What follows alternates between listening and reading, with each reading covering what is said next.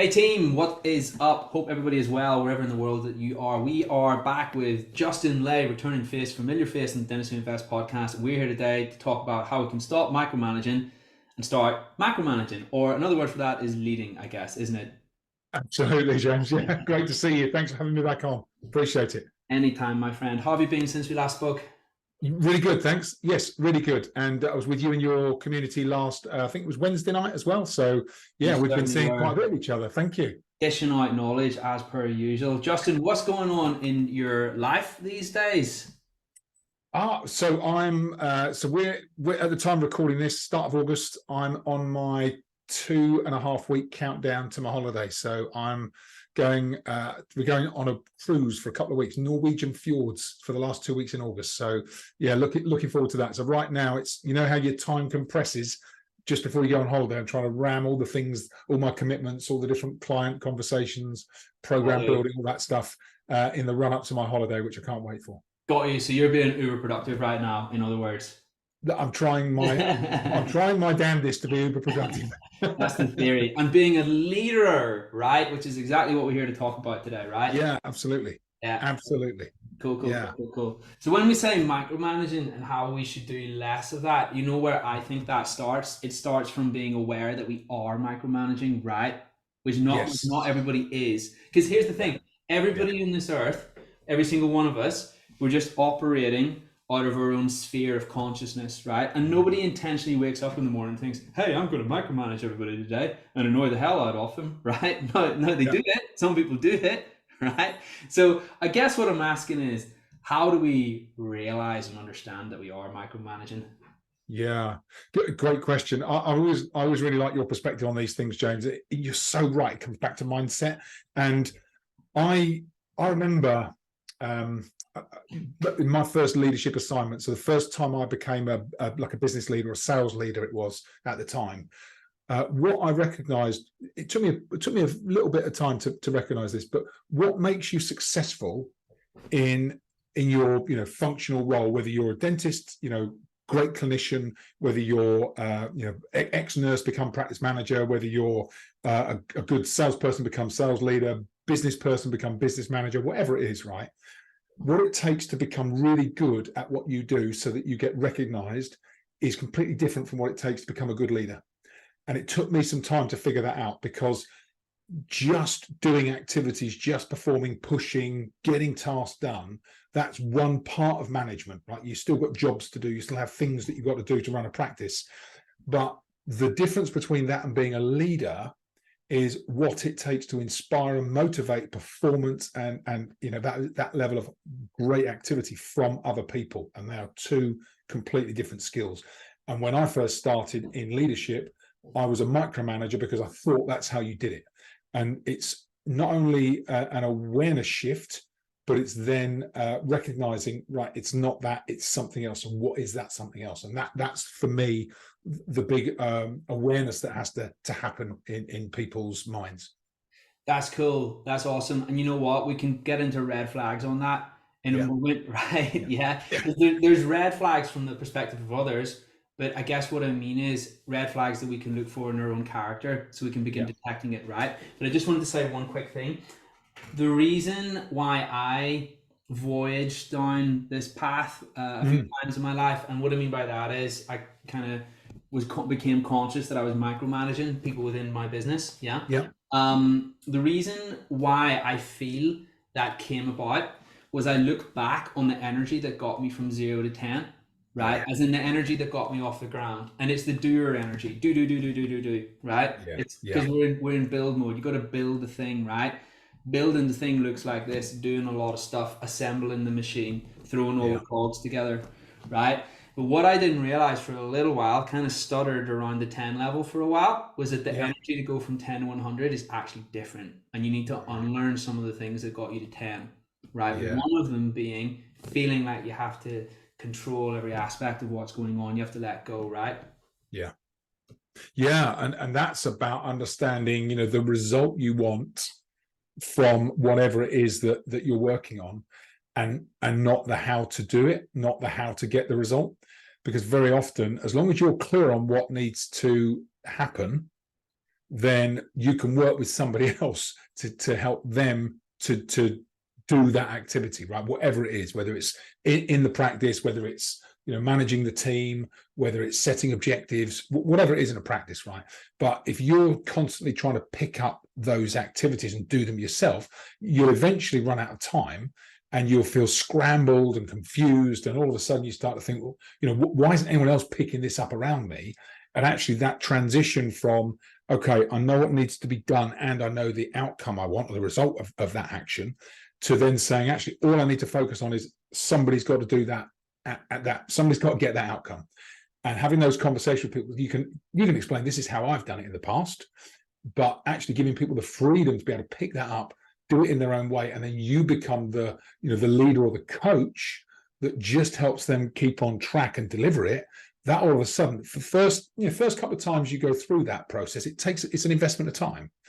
But third, fourth, fifth time, all of a sudden you step back, those activities start being completed without your involvement, and that's the ultimate route to freedom. But you have to go through that first stage of being able to delegate it and hand it off, and be clear on what it is that's needs to be achieved, not necessarily how it needs to be done. Love that. Great book called Who Not How. Dan Sullivan. Yeah. Oh yeah, that's the one. That's the one. So just for context for anybody who's listening, if you've yet to read this book, it's the ultimate book on understanding how you can get better outcomes in your life without necessarily more effort. And it starts with this: instead of thinking to yourself, how am I going to do this? Why not think to yourself, who can help me do this? Who can get me there, right? Yeah. And oftentimes, like, I've started applying that so much in my life, right? And oftentimes, and like even just letting go that I have to figure out how to do something straight away, right? And allowing that thing to sit on my to-do list until I talk to someone on our allotted schedule meeting every week about what that is, right? Yeah. Then you get this, you have to be a little patient, but effort goes way down and result actually goes up, because they'll just tell you the solution like that and a better solution, right? And it all starts with saying, instead of saying, how am I going to do this? The next time you hear yourself say that or think that, right, say who, right? And I don't want to hog all the limelight because I want to hear your wisdom today. But that's good. It just reminded me of that book, right? And here's the kicker about that book, right? Dan Sullivan's name is on the front. But Dan Sullivan didn't even write the book. He got another who to write the book. Benjamin Harder. Yes, he did. Which is the kicker about it, right? Yeah. And he's like, hey, I literally embody this philosophy. But anyway, listen, let's bring it back to this podcast. So you know what? I mentioned red flags just a minute ago. Yeah. As in red flags that we might be not delegating as much as we should, or micromanaging. What would you say those red flags are? Because I think I have got a big one. I think the big one is time. If you find yourself totally overwhelmed, like doing things that you think, if you're doing things in practice and thinking, why am I doing this? That's a massive red flag. It's because you haven't got to delegating it or trusting somebody to pick it up for you, or being clear that you want somebody else to do it. That's the big thing. You haven't got enough time, and you're doing tasks, and when you're doing them, you're thinking, why am I doing this? When you start to think about where your time is best spent, it very often is on those high value activities. And if you're finding yourself in the weeds doing stuff that is, day-to-day routine tasks, you've that's the signal to say you need to make a change. That was exactly the one that I was going to say. So, and you flipping nailed it. Is there any others on top of that? Or would you say time is the biggie, the main? I think time is the big thing.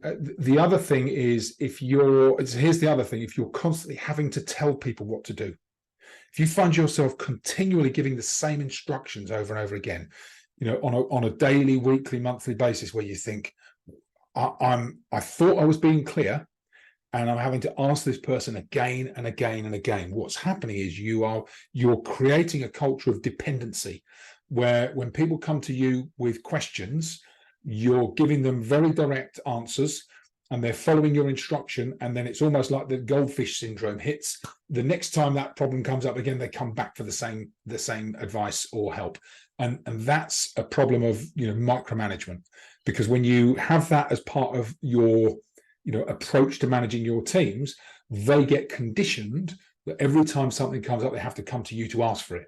And there's a way to break that which we'll talk about in a moment, but that is a huge red flag. So you've got the time, the overwhelm, and then you're constantly having to give people too much direction, and it's frustrating you. Love that. I think, you know what, just to go back to the time one, the first year, 2 years for me, I almost felt weird if I wasn't busy all day long, right? And that was because subconsciously, that's just how I thought things were. Yeah. Right. I thought that that's what I had to go through. Right. And then the moment I started bringing other people in to help me to do certain things, right, then that wasn't the case anymore. But I never would have understood that unless I experienced that. And I guess what I'm saying is that lots of people will still be in that zone or yet go through that. Right. And you know what? It's a huge revelation. It really is. And I think, James, for dentists, it's even more acute, right? Because the majority of dentists I know, not only do they work in the clinical practice, they're still treating patients. There might be a principal of the practice, so they have the other responsibilities and duties that come along with being the principal. They then will do all their CPD outside of that time, so there'll be evening webinars, workshops, they'll be attending weekend courses, and they work harder than I think most professions. I think dentists work harder than most professions, and there is a point at which you become conditioned to that. It's almost like it's an expectation in your own mind that you're always going to be working 9 to 5, 4 or 5 days a week. On the time when you've got off, you'll be doing your CPD, connecting with other people, going to dental events, going to shows, all that stuff. And before you know it, you're working 12, 14 hours a day, 6 days a week. And it just becomes the cycle. And until you break that cycle, it's a bit like there's a guy, Tom Billier, right? He says okay. So Tom Billier, he's really interesting. You'd be interested in some of the content he talks about. He says our mindset is like being a fish in water. The fish doesn't realize it's in water, right? We don't even realize we think and believe what we think. It's the world around us. We don't question it. We just swim through life with that mindset, and it really takes a lot to challenge that. Sometimes, hopefully this conversation today is a wake-up call for some people. They're thinking, I didn't even realize that some of the red flags that we've now identified are red flags for them. So really start to think about that in your practice. Think about, as a principal, are you overwhelmed with time, far too much going on, doing lots of low value activities, having to be really prescriptive with your team? That isn't something that has happened by accident. That's happened because you've created that culture. So there's a way to start to disrupt and change that culture, but it starts with your awareness that it needs to change. Boom. Love that. I love that so much. And the reason why I specifically went there and talked about the red flags thing is because I remember thinking to myself, this is just how it should be, until I saw the light, so to speak. And I guess I feel lucky because that was maybe like a year and a bit for me, but lots of people spend their whole lives there. But here's the thing we should mention, Justin, right? Some people actually like that, right? And if you like it, you can stay there, right? It's only if you feel like you have to do it and you don't like it that you need to change, really. Or well, not even that you need to change. It's just understanding that you can change and then making a choice. Yeah. You're absolutely right, James. It's about being conscious of it, right? If you're aware and you say, I'm aware I'm like that, I'm going to carry on anyway. Fill your boots, right? But actually there's that conscious awareness where when you wake up and you realize there's another choice, it just gives you another option, gives you other options of working different ways in which you could start to solve the same problems a bit more, with a bit more control, with a sense of greater control. You're empowered, right? You're empowered, which is cool. Yes, absolutely. 100%. So in your career and experience coaching dentists with this stuff, the very first thing is to show dentists that there is another possibility, right? To allow them to understand that, right? And it's the who, not how philosophy. And that's a flipping brilliant book, by the way, if anybody's listening who hasn't read that. It's the who, not how philosophy, and that really helped me. Because I literally deconditioned myself to say who. I literally stopped saying it, right? Or every time I heard myself saying it, right? And there was still a few that slipped through, but we're all human, right? We're all human. I'm still working on it, right? But then I was like, just replace it with who, and you just get way more done. Life is about outcomes. Effort and outcomes are only correlated to a degree, but not past a certain point. Yeah. Yeah. But anyway, there'll be lots of people listening to this and they're like, okay, wow, I've seen the light. I now understand that this can help me. What are the practical steps that associates and principals can employ within their life to be able to get their time back? Yeah. So there are lots of things here.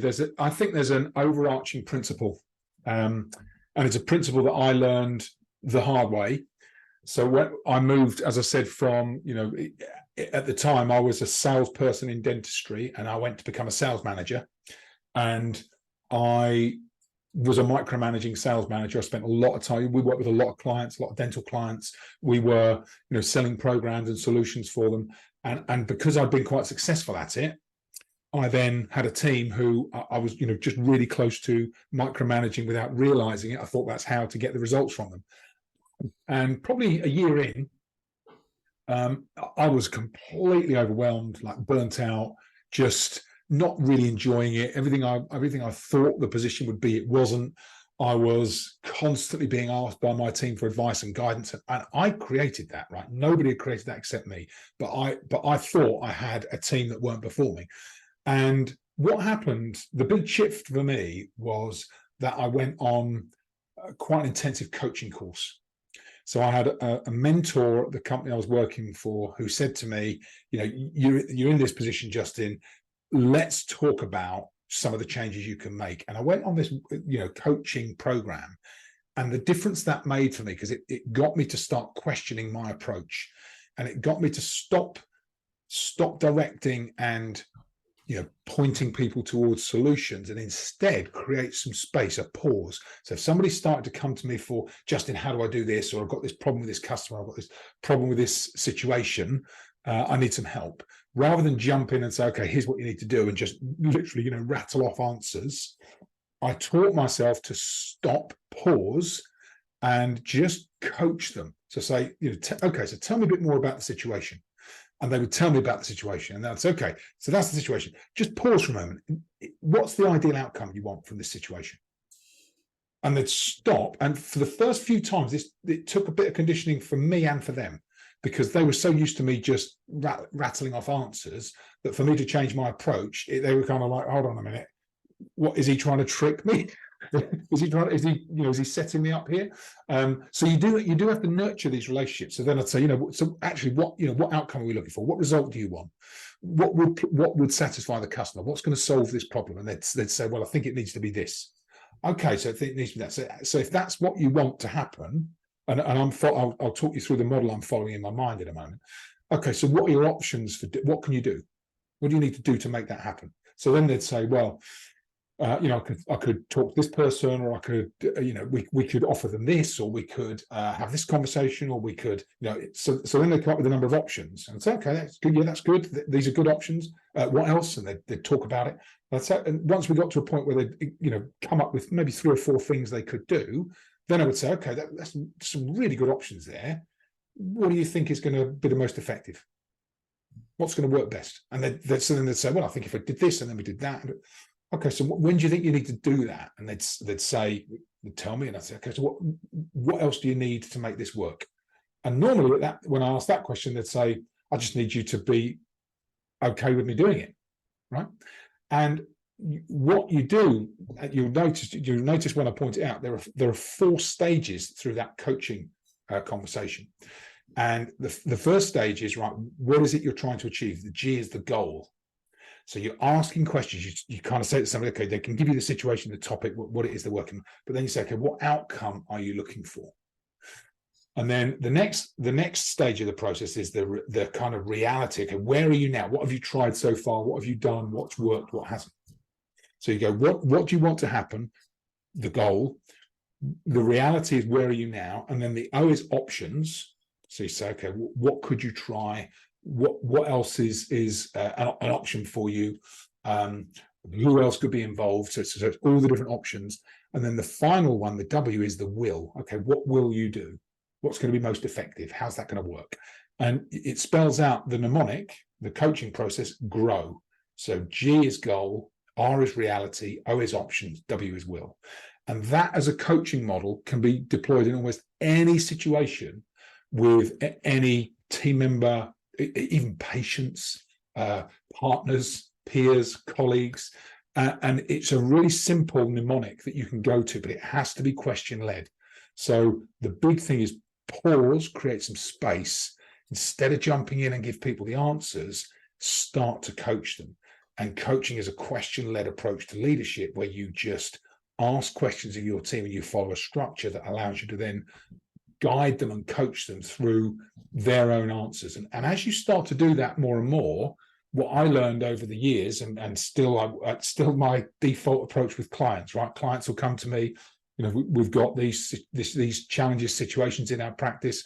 Before I offer any solutions, I'll ask them those questions. I just take them through a question, because one, I need to understand, because otherwise I'm offering them solutions that won't work. But I just take them through that grow model process, so that they get really clear on what it is they're trying to achieve, where they are right now.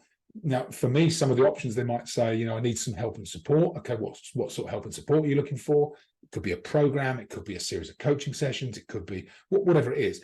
But the client then is the person that is determining what's going to work for them. So, and sometimes that works. Sometimes they say, actually, I need something else, which is absolutely fine. You just, you know, it's the best way to give people the answers they're looking for, and it comes from their own experience, rather than me having to be too directive or you know, prescriptive. I like that. And then the more you do that, is obviously the more that you encourage them to think for themselves. I think as well, Absolutely.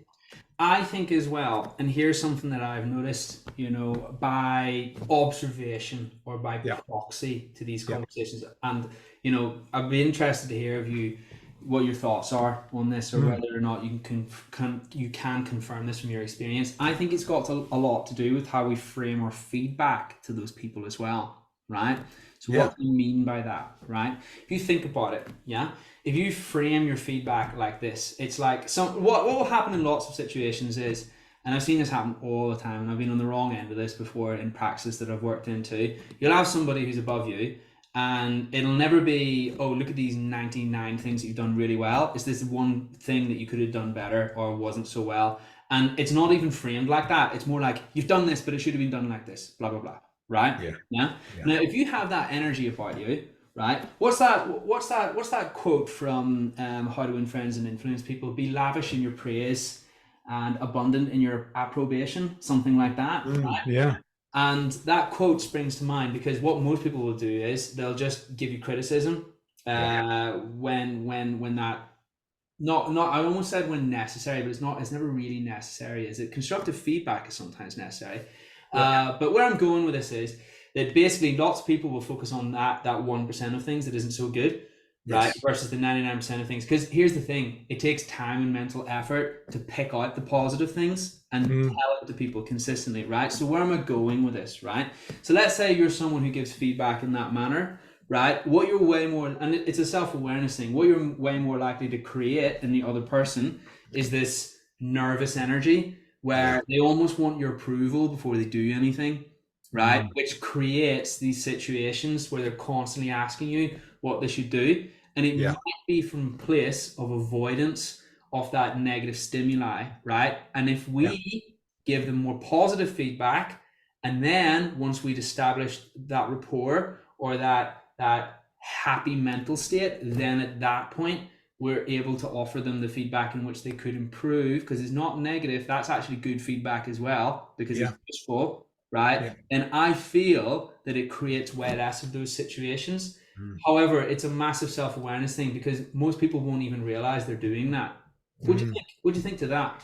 I completely agree, James, completely agree. And there's something about, I don't know whether it is British culture, but certainly I've noticed it in a lot of the, you know, the workplaces I've worked and with the clients I work with, that we've almost got this radar for things that are going wrong that we need to fix.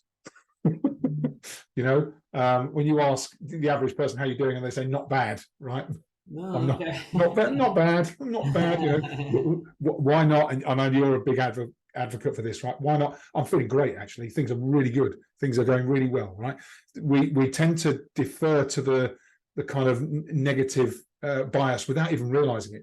So sometimes we can do that, and we're creating. I completely agree about the energy, because if people are constantly seeking your approval, they're going to also be quite reticent to come up with new ideas, to make suggestions, for fear of that, just being kind of told that what they've contributed isn't quite enough. And actually, if we can start as leaders to start picking out, go actively looking to praise people, not to pick them up on their shortcomings, go actively looking for praise. I really like the way you complimented that patient. I really like the efficiency today. I really like the fact that everything's prepared. I noticed that you were proactive in this. Starting to, what you focus on, you get more of. And that's the same with people and behaviors. So if you can start to really put your attention on praising your teams, on recognizing the small contributions that they make, you'll notice that more of that starts to happen. But also this principle of switching from directing to coaching. Don't be too directive. Start to coach and build greater responsibility, greater competence in your team members by just giving them that space to think things through before you give them the answers. And that I'm an advocate for this stuff, James, so much so that I recently wrote a book, and this book is out in the last couple of weeks on Amazon. It's called Coaching Leaders, and it kind of documents the process that I use with clients, but also the process I've deployed myself in trying to make that shift from being overly directive, from taking too much on as a manager, where you start to feel swamped and overwhelmed, and then start to look for those opportunities for coaching, for delegating, for elevating performance, for spotting where people are doing really great work, and finding a mechanism to give them that positive feedback on a regular basis. Honestly, it's so transformative for leaders that make that step. It really separates them from just the run-of-the-mill micromanaging. It's really, really, really true. I feel the reason why most people don't do it is because it's effort in their mind, right? Because it's mental energy to find things that are good and positive, and then articulate it to someone else. But maybe the reason why people don't do it, yes, it is effort, but I feel like people don't realize just how much of a positive benefit it can have on their business.